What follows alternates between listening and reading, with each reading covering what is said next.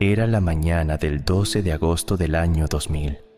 Las aguas del mar de Barents se extendían como un sudario gris y helado bajo un cielo que no prometía esperanza.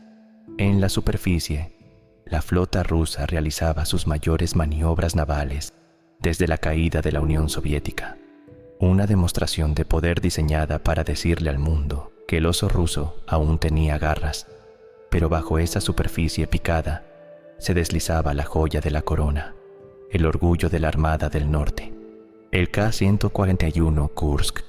Este no era un submarino cualquiera, era una bestia de acero de 154 metros de largo, tan grande como 2 aviones Jumbo, y se decía que era insumergible, una fortaleza nuclear capaz de resistir el impacto directo de un torpedo. A bordo viajaban 118 almas, hombres jóvenes, padres, hijos, esposos, que creían estar seguros dentro de aquel leviatán de doble casco. El capitán Gennady Liachin, un hombre respetado y firme, comandaba la nave con la certeza de quien maneja una máquina perfecta. La misión parecía rutinaria: disparar torpedos de práctica y regresar a casa para la cena del domingo. Nadie a bordo sabía que el reloj de sus vidas había comenzado una cuenta regresiva fatal, no hacia la gloria, sino hacia la oscuridad eterna. A las 11:28 de la mañana, el sonar de los otros barcos de la flota, incluido el crucero Pedro el Grande, registró una perturbación. No fue un ataque enemigo, fue una traición interna, un torpedo de práctica, el tipo 6576, cargado con peróxido de hidrógeno altamente volátil, sufrió una fuga catastrófica dentro del tubo de torpedos número 4. El líquido reaccionó con el cobre y el latón, provocando una explosión térmica inmediata que destrozó la sala de torpedos. El fuego, blanco y abrasador, consumió instantáneamente a los hombres que estaban en el primer compartimento. No tuvieron tiempo ni de gritar, pero el horror apenas comenzaba. El sistema de ventilación, diseñado para circular aire, ahora circulaba fuego y humo tóxico hacia el puesto de mando. El capitán Liachin y su tripulación, en el segundo compartimento, luchaban contra el caos, intentando entender por qué su nave indestructible se estremecía violentamente. 135 segundos después de la primera explosión, ocurrió lo impensable. El calor intenso detonó las cabezas de combate de los otros torpedos almacenados. La segunda explosión fue equivalente a 2 toneladas de TNT. Fue tan masiva que los sismógrafos en Alaska la registraron como un terremoto. El casco de acero reforzado se rasgó como si fuera papel mojado. El agua del Ártico irrumpió con la fuerza de un tren de carga, aplastando todo a su paso, mientras el gigante herido caía en picado hacia el fondo del mar a 108 metros de profundidad. El silencio que siguió fue más aterrador que el estruendo. El Kursk había muerto, pero no todos sus hombres. El impacto final contra el lecho marino levantó una nube de lodo y oscuridad que envolvió el cadáver metálico del Kursk. Allá abajo, a 108 metros, no había luz del sol, solo el silencio aplastante del océano y el crujido agonizante del acero comprimido. En la proa, la devastación era absoluta. Los primeros 5 compartimentos habían dejado de existir, convertidos en una tumba de fuego y agua retorcida. Pero en la popa, lejos del infierno incinerador, un milagro cruel había ocurrido. El reactor nuclear se había apagado automáticamente, evitando una catástrofe global, pero dejando la nave sin energía, sin luz y, lo más importante, sin calor. En los compartimentos 6, 7 y 8, el caos reinaba. Hombres aturdidos, sangrando por los oídos debido a la sobrepresión de la explosión, se levantaban entre los escombros. El aire estaba cargado de polvo, humo acre de caucho quemado y el olor metálico de la sangre. No había órdenes por el intercomunicador. El capitán Liachin estaba muerto. La cadena de mando se había roto. En ese momento, el instinto de supervivencia más primitivo se apoderó de ellos. Como fantasmas cubiertos de hollín y aceite, los supervivientes comenzaron a moverse. tropezando unos con otros en la penumbra iluminada apenas por las moribundas luces de emergencia. Todos tenían un solo destino en mente: el compartimento 9. El compartimento 9 era la escotilla de escape de popa, el último bastión, el lugar donde se suponía que estarían seguros hasta que llegara la ayuda. Uno a uno atravesaron las escotillas circulares, cerrándolas tras de sí para frenar el avance implacable del agua helada. El sonido del agua entrando en los compartimentos adyacentes era un rugido constante, un recordatorio de que el mar estaba reclamando su presa. Cuando la última escotilla estanca se selló, el recuento comenzó. Eran 23. Solo 23 hombres de 118 habían sobrevivido al apocalipsis inicial. Entre el pánico y la respiración entrecortada, surgió una figura de autoridad: el capitán teniente Dmitri Kolesnikov, joven pero con una calma sobrenatural. Asumió el mando de aquel grupo de náufragos submarinos. No había lugar para el llanto, solo para la disciplina. Kolesnikov sabía que el aire era limitado y que el frío sería su próximo verdugo. Organizó a los hombres en aquel espacio reducido, diseñado para una sola persona, pero ahora ocupado por 23 almas temblorosas. Se apiñaron para conservar el calor corporal, rodeados por la oscuridad casi total y el terror de saber que estaban enterrados vivos en una lata de acero en el fondo del mundo. La esperanza era una llama vacilante, y ellos, sin saberlo, acababan de entrar en su propia tumba. Mientras el aire en el compartimento 9 comenzaba a volverse pesado y viciado, los 23 hombres se aferraban a su única línea de comunicación con el mundo de los vivos: el sonido. No tenían radio, no tenían boya de emergencia. Todo había sido destruido o inutilizado. Solo les quedaba el acero y la fuerza bruta. Bajo las órdenes del teniente Kolesnikov, comenzaron un ritual desesperado y metódico. Tomaron un mazo pesado y empezaron a golpear las tuberías y el casco de la nave. No eran golpes aleatorios de pánico, sino el código universal de socorro: SOS, agua. 4 golpes rítmicos, pausa, 4 golpes más. El sonido metálico viajaba a través del agua mucho mejor que por el aire, una llamada de auxilio que resonaba en la inmensidad del océano Ártico. Arriba, en la superficie, los sonares del crucero Pedro el Grande detectaron las anomalías, escucharon los golpes, sabían que había alguien vivo ahí abajo. Sin embargo, lo que sucedió a continuación no fue una misión de rescate inmediata, sino una cadena de negligencias criminales y orgullo herido. Los almirantes rusos, paralizados por el miedo a informar al Kremlin y avergonzados de admitir que su submarino indestructible se había hundido, optaron por el silencio y la negación. Durante las primeras horas críticas, mientras los hombres de Kolesnikov golpeaban el acero con la esperanza de ser escuchados, el alto mando naval aseguró públicamente que el submarino tenía dificultades técnicas menores. Mintieron a las familias, mintieron al mundo y, lo más trágico, se mintieron a sí mismos. Pasaron 12 horas antes de que se declarara oficialmente la emergencia. 12 horas en las que cada respiración de los 23 supervivientes consumía el precioso oxígeno restante. Mientras tanto, en la base naval de Vidyayevo, las esposas y madres comenzaban a sentir un frío en el alma que no venía del clima. Los rumores corrían más rápido que las noticias oficiales, pero la flota rusa rechazó inmediatamente las ofertas de ayuda internacional. Noruega y Gran Bretaña, con equipos de buceo de última generación, capaces de abrir la escotilla en cuestión de horas, ofrecieron asistencia. «Tenemos todo bajo control», fue la respuesta de Moscú, una mentira letal. Abajo, en la oscuridad, la moral comenzaba a fracturarse. El frío era insoportable. El agua helada se filtraba lentamente, subiendo de nivel centímetro a centímetro. Los hombres, empapados y tiritando violentamente, se turnaban para golpear el casco. Escuchando con desesperación cualquier respuesta del exterior, pero solo recibían silencio. El silencio de un país que prefería proteger sus decretos militares antes que salvar a sus hijos. Kolesnikov, manteniendo la compostura en medio del infierno, sacó un pequeño cuaderno de notas. Sabía que las probabilidades de rescate disminuían con cada minuto que pasaba. Si la ayuda no llegaba, al menos sus palabras tendrían que sobrevivir.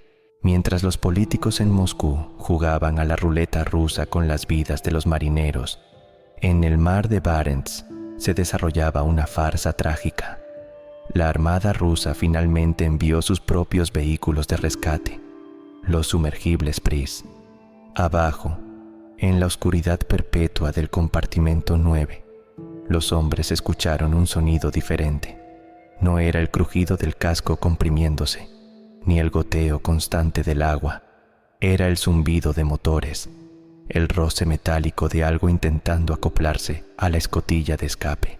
Por un instante, solo por un instante, los corazones de los 23 condenados latieron con fuerza. Se abrazaron, lloraron, creyeron que la pesadilla había terminado.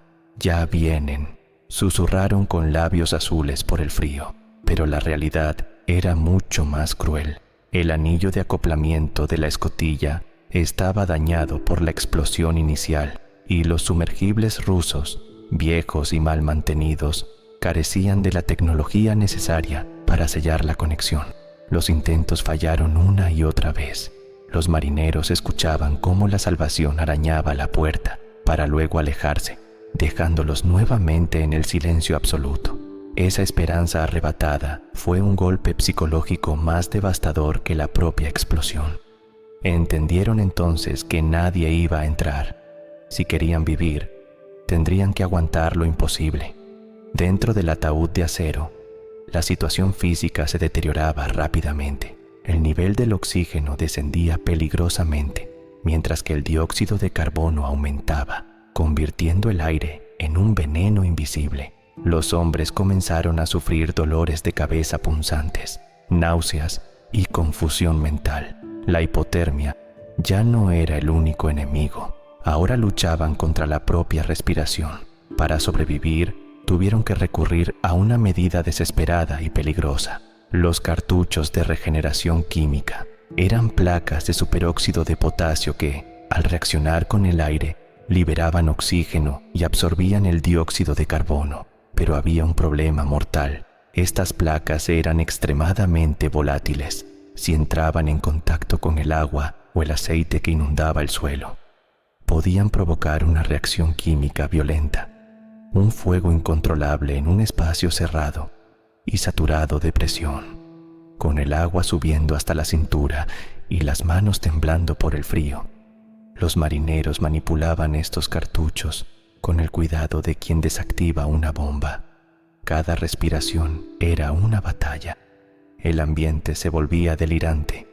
Algunos empezaron a tener alucinaciones, viendo a sus familias en las sombras proyectadas por las luces de emergencia que parpadeaban agónicamente. Kolesnikov, luchando contra su propia bruma mental, mantenía la disciplina con una fuerza de voluntad sobrehumana, ordenando los turnos para recargar el aire. No sabían que el tiempo se les había acabado, no por la falta de oxígeno, sino por un error fatal que estaba a punto de ocurrir en medio de su lucha por respirar. La fatiga era un enemigo tan mortal como el mar.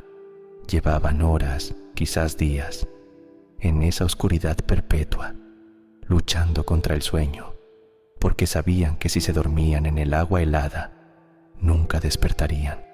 El nivel de dióxido de carbono había alcanzado niveles críticos, nublando sus juicios y haciendo que sus movimientos fueran torpes y pesados.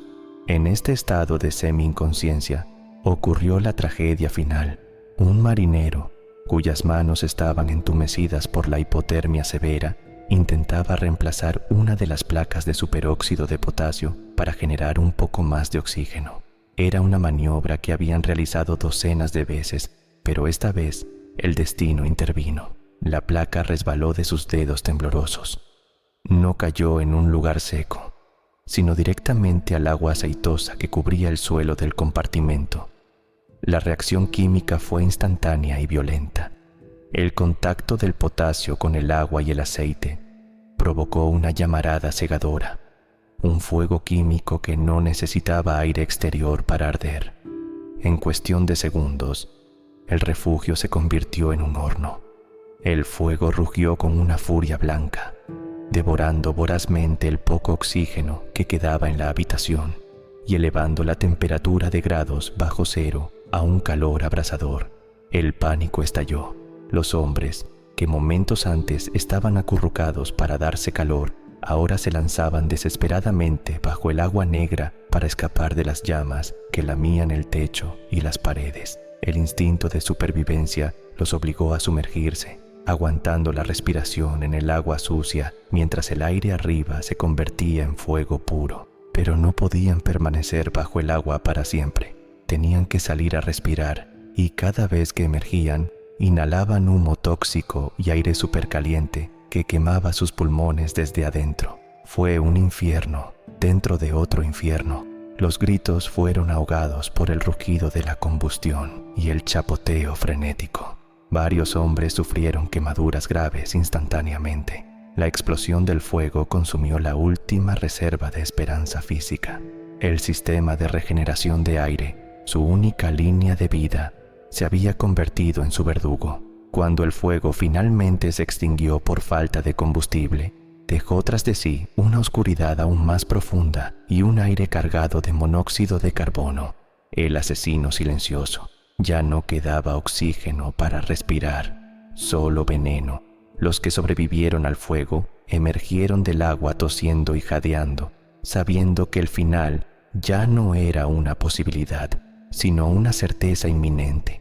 El fuego se apagó, pero se llevó consigo lo último que les quedaba, el aire respirable.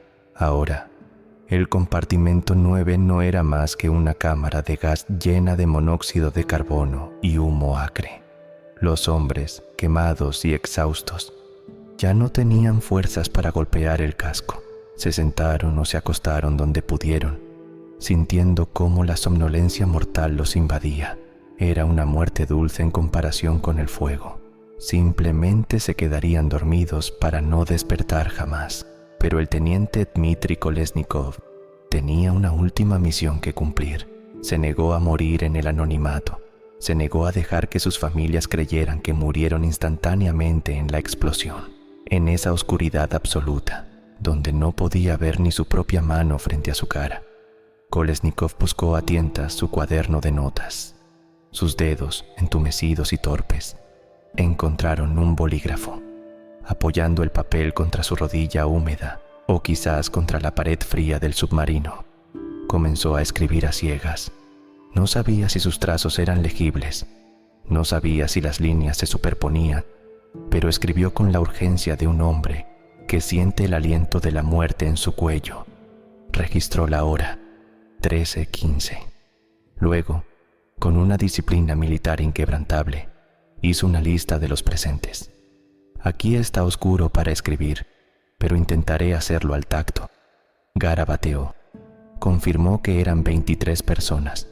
Confirmó que habían tomado la decisión de trasladarse al compartimento 9 porque era la única opción. No hubo pánico en sus palabras, solo hechos. Pero luego, el soldado dio paso al esposo y al hombre. Sabía que nunca volvería a ver a su esposa, Olga, con quien se había casado hacía tan solo unos meses. En la soledad de esa tumba de acero, escribió las palabras que resonarían en todo el mundo meses después. Olga, te amo, no sufras demasiado. Y para el resto de la humanidad, dejó un mensaje final, un testamento de coraje frente a la desesperanza absoluta. Saludos a todos, no se desesperen. Dobló la nota con cuidado y la guardó en el bolsillo de su pecho, cerca de su corazón, asegurándose de que, cuando encontraran su cuerpo, encontraran también su voz. Fue su último acto de resistencia. Luego, cerró los ojos y se dejó llevar por la oscuridad eterna, mientras el teniente Kolesnikov y sus 22 compañeros dormían ya el sueño eterno en el fondo del mar. En la superficie, la farsa política continuaba. Durante días, los oficiales rusos siguieron alimentando a las familias y a la prensa con historias falsas sobre golpes rítmicos que supuestamente se escuchaban todavía, mucho después de que los hombres hubieran muerto. Afirmaban que el anillo de la escotilla estaba tan deformado que era imposible abrirlo. Era una excusa cruel para justificar su propia incompetencia y para retrasar la inevitable humillación de pedir ayuda a sus antiguos enemigos de la Guerra Fría. Finalmente, bajo una presión internacional insostenible y con la ira de las madres de los marineros a punto de estallar, el gobierno ruso cedió. El 21 de agosto, 9 días después de las explosiones, el barco noruego Seaway Eagle llegó al lugar del desastre. No traía milagros, solo profesionalismo. Los buzos noruegos de élite descendieron a las profundidades heladas. Lo que encontraron fue una bofetada a todas las excusas oficiales. Se acercaron a la escotilla imposible, esa puerta que supuestamente estaba deformada más allá de toda reparación. El buzo colocó su herramienta, aplicó fuerza y giró. La escotilla no estaba atascada. Se abrió con una facilidad pasmosa, revelando que la incompetencia rusa había sido la única barrera real entre los hombres y el aire fresco. Pero cuando la escotilla se levantó, no salió una burbuja de aire salvadora. No hubo rostros demacrados mirando hacia arriba buscando la luz. Solo salió agua turbia y burbujas de gas. El compartimento 9 estaba completamente inundado. Los buzos introdujeron una cámara por la abertura, esperando contra toda lógica encontrar un rincón seco, una bolsa de aire milagrosa donde alguien pudiera haber sobrevivido. La pantalla del monitor en la superficie mostró la realidad brutal: cuerpos flotando inertes en el agua oscura, piel pálida y fantasmagórica bajo la luz artificial. El Kursk estaba lleno de agua. No había nadie a quien salvar. La misión de rescate se convirtió instantáneamente en una misión de recuperación de cadáveres. La esperanza, que había sido mantenida viva artificialmente por las mentiras, se ahogó definitivamente en ese instante. La operación de recuperación fue una pesadilla logística y emocional. Buzos rusos y noruegos trabajaron juntos para cortar el casco y extraer los cuerpos de los hombres que habían sido traicionados por su propio país. Cuando sacaron el cadáver del teniente Kolesnikov, lo trataron con una reverencia silenciosa.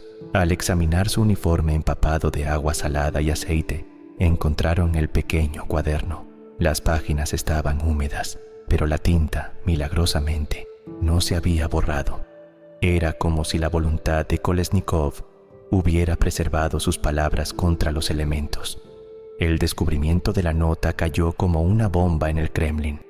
Hasta ese momento, la narrativa oficial que se vendía al público era que la mayoría de la tripulación había muerto en minutos tras las explosiones y que no hubo sufrimiento prolongado.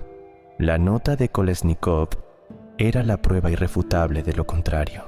Demostraba que al menos 23 hombres habían sobrevivido al impacto inicial y habían agonizado durante horas, esperando un rescate que nunca llegó. Tenían nombres, tenían rangos y tenían esperanza hasta el último segundo.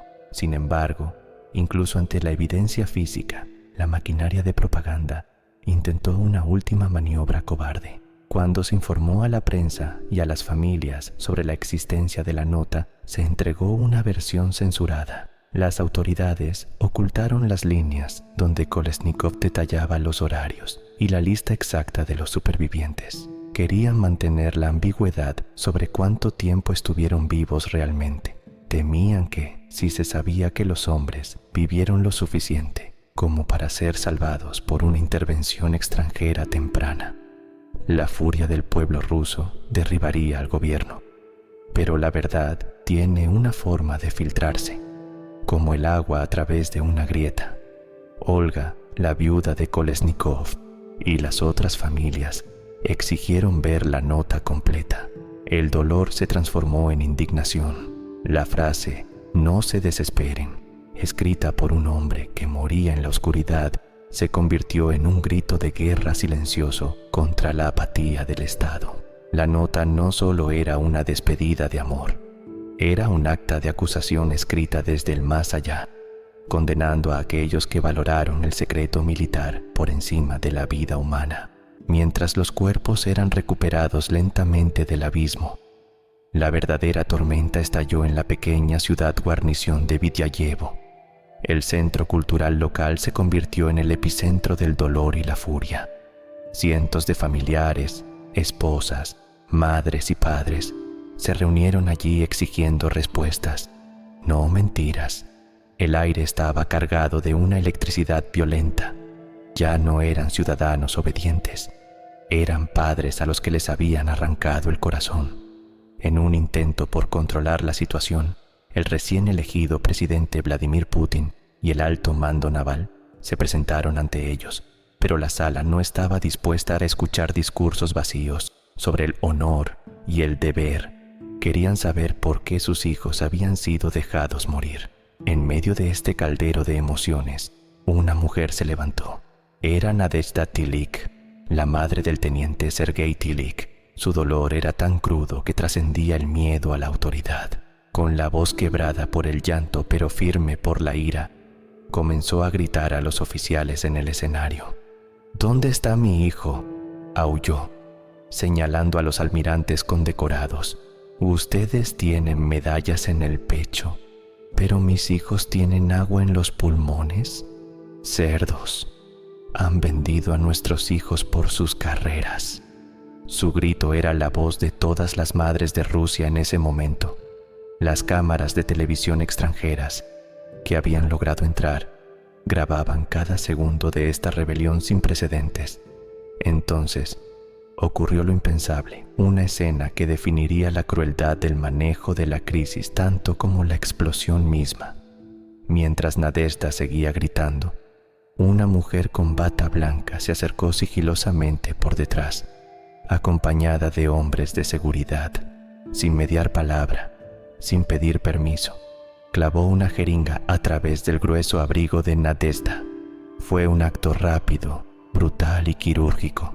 La madre, que segundos antes exigía justicia con toda la fuerza de su alma, comenzó a balbucear. Sus ojos se vidriaron, sus piernas cedieron. Se desplomó en la silla, silenciada químicamente, drogada a la fuerza por el Estado para que dejara de incomodar a los poderosos. El mundo observó horrorizado cómo el dolor de una madre era tratado como un problema de orden público que debía ser sedado. No hubo consuelo, no hubo abrazos, solo una aguja llena de tranquilizantes. Esa imagen, la de Nadezhda cayendo inconsciente, mientras los oficiales miraban impasibles, se convirtió en el símbolo definitivo de la tragedia del Kursk. No solo habían muerto 118 hombres, había muerto la confianza de una nación.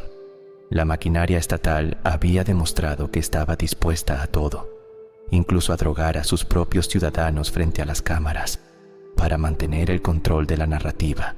Un año después de la tragedia, en una operación de ingeniería sin precedentes, el Kursk fue finalmente izado del fondo del mar. Cientos de cables de acero, tirados por barcazas gigantescas, levantaron al Leviatán muerto de su tumba acuática. Pero el submarino no volvió completo. Antes de subirlo, los equipos de rescate cortaron la proa destrozada con sierras de cadenas submarinas, dejándola en el fondo del mar para siempre. Oficialmente se dijo que era por seguridad, debido a los torpedos sin explotar. Sin embargo, muchos creyeron que fue el acto final de encubrimiento, una forma de dejar las pruebas de la falla del torpedo y la negligencia de mantenimiento enterradas bajo toneladas de lodo y silencio. Cuando el casco mutilado llegó al dique seco en Roslyakovo, la imagen fue dantesca. El submarino, que una vez fue el orgullo de la flota, ahora era un cadáver de acero oxidado, una cicatriz abierta que sangraba agua de mar y recuerdos. Dentro, los equipos de recuperación encontraron los últimos cuerpos, objetos personales, cartas no enviadas y relojes detenidos a la hora exacta de la muerte.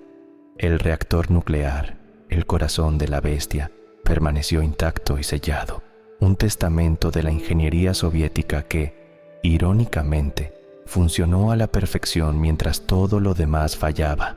Hoy, un monumento se alza en Murmansk. Es un fragmento de la torre de mando del Kursk, rescatado del desguace. Los nombres de los 118 hombres están grabados en granito, héroes que no murieron en combate, sino en la espera. La tragedia del Kursk no fue solo un accidente industrial, fue una lección brutal sobre el precio de la arrogancia. Nos enseñó que, a veces, el enemigo más letal no es un torpedo extranjero, sino el orgullo de quienes prefieren ocultar la verdad antes que salvar una vida. El teniente Kolesnikov y sus hombres nos dejaron un último mensaje desde la oscuridad, uno que resuena más fuerte que cualquier explosión. En el momento final, cuando todo está perdido, lo único que importa es el amor que dejas atrás y la dignidad con la que enfrentas el final. El Kursk yace desmantelado, pero la carta escrita a ciegas sigue ardiendo en la memoria del mundo, recordándonos que incluso bajo 100 metros de agua helada y mentiras, la verdad humana siempre encuentra una manera de salir a la superficie. Fin.